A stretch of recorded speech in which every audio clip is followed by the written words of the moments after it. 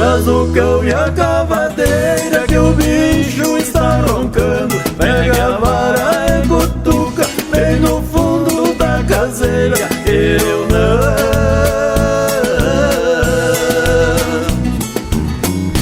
É joelho, tá brincando.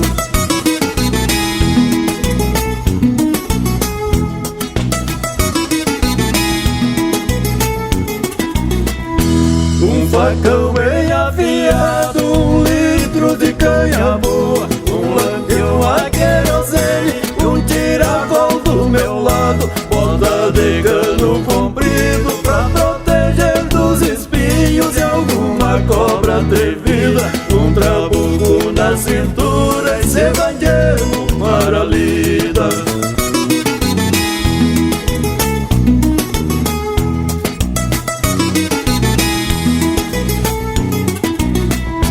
Traz o cão e a cavadeira que o bicho está roncando. Pega a vara e cutuca bem no fundo da caseira. Eu não.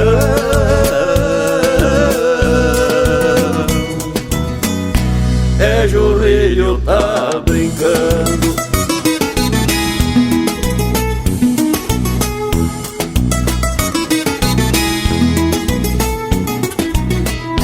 Vamos lá, meu amigo, hoje o bicho não escapa. A lua está bem clara, estou contando contigo. Se atraca, meu amigo, pega o bicho pelo rabo e não deixa escapar. Esse bicho matreiro hoje vamos desenganar.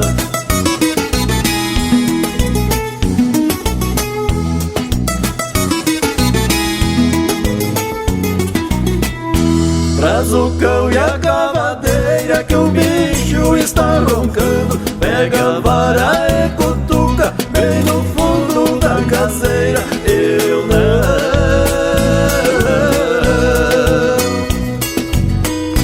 É jorrilho, tá brincando.